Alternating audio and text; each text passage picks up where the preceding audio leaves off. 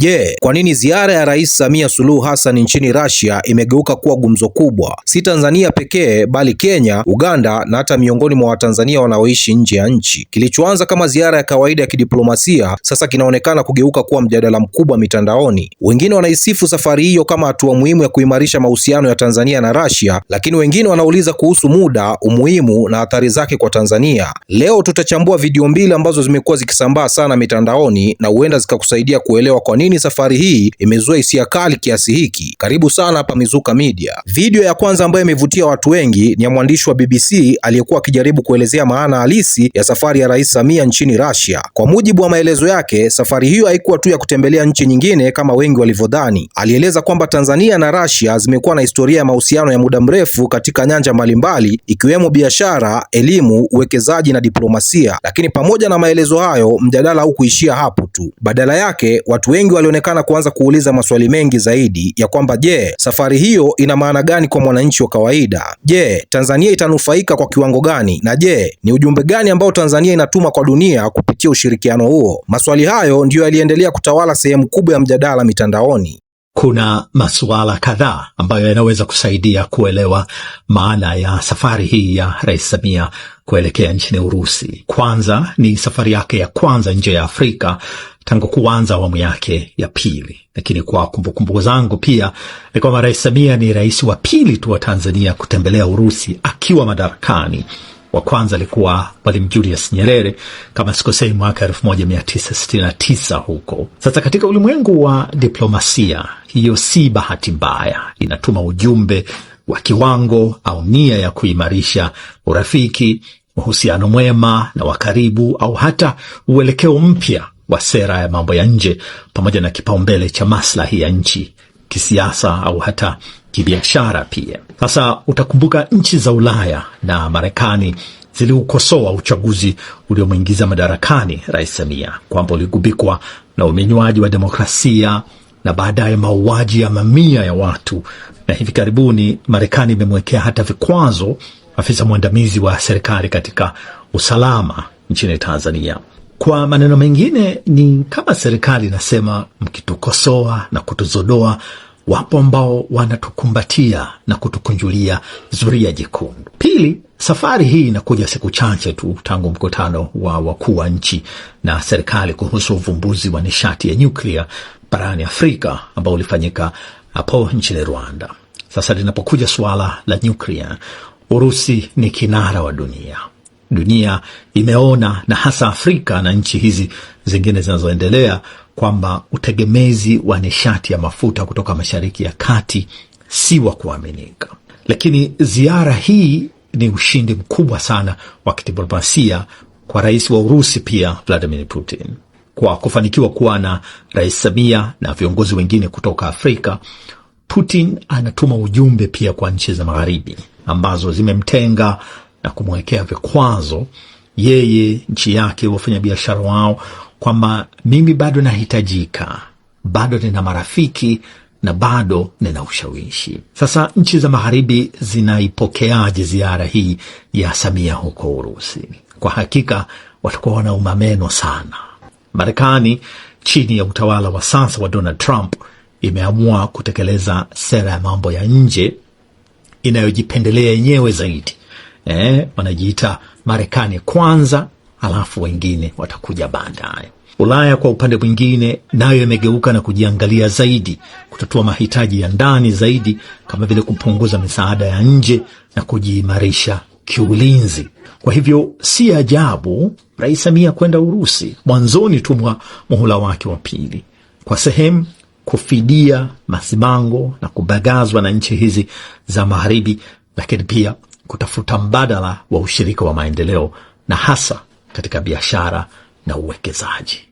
Sasa tuangalie video ya pili. Hii ni video ya Rais Samia Suluhu Hassan akiwa katika mazungumzo na rais wa Russia Bwana Putin. Katika mazungumzo hayo, Rais Samia alieleza jinsi anavyohisi kuheshimiwa kupata nafasi ya kutembelea Russia na kushiriki katika mazungumzo ya ngazi ya juu. Alisisitiza umuhimu wa ushirikiano kati ya Tanzania na Russia, namna ambavyo mataifa hayo yanaweza kuendelea kufanya kazi pamoja katika maeneo mbalimbali. Video hiyo ilisambaa sana kwa kasi kubwa mitandaoni, lakini kilichovutia zaidi si mazungumzo yenyewe. Kilichovutia ni namna watu walivyotafsiri mazungumzo hayo kwa mitazamo tofauti. tofauti. Wapo walioona ni ushindi wa diplomasia ya Tanzania, wengine wakasema ni hatua ya kawaida ambayo viongozi wa dunia hufanya mara kwa mara, na wengine wakaendelea kuuliza maswali kuhusu matokeo halisi ambayo yataonekana baada ya ziara hiyo.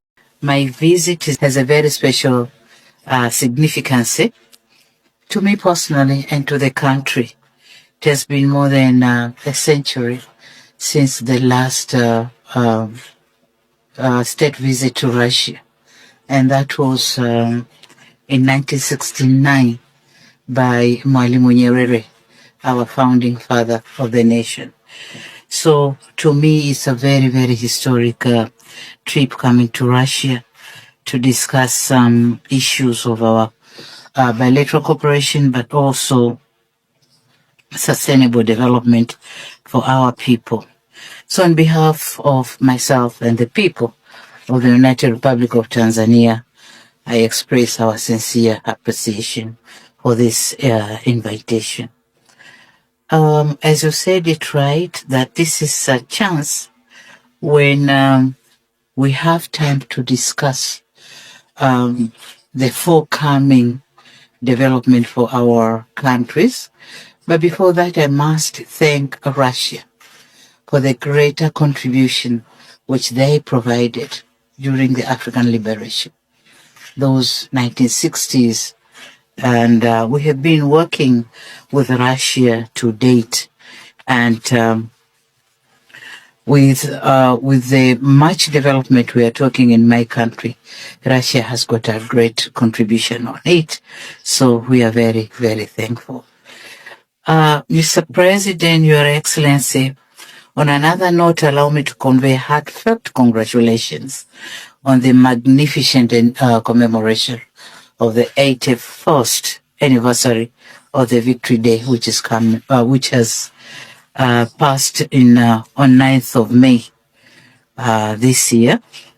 And this landmark anniversary is a profound tribute to the unmatched patriotism, but also sacrifice and unity of the Russian people. Yet we are aware that in a coming week or so, we are going to celebrate the National Day of Russia, which is a symbol of sovereignty. So in connection with this, I thank those who planned that today in the morning I visited the war veterans, cemetery, and I had an honor to lay a wreath over there, and that was an honor to me and to my country. So we are very much thankful on that. Na hapa ndipo mjadala unapokuwa wa kuvutia zaidi, kwa sababu mara nyingi si tukio lenyewe linalokuwa habari kubwa huwa ni jinsi wananchi wanavyolipokea tukio hilo. Ukifuatilia maoni kwenye mitandao ya kijamii, utaona wazi kwamba safari hii imegusa hisia za watu wengi kwa sababu tofauti. Baadhi wanazungumzia diplomasia, wengine wanazungumzia siasa, na wengine wanatazama upande wa uchumi, na wengine wanaangalia taswira ya Tanzania katika jukwaa la kimataifa. Hii ndio sababu mjadala unaendelea hadi sasa.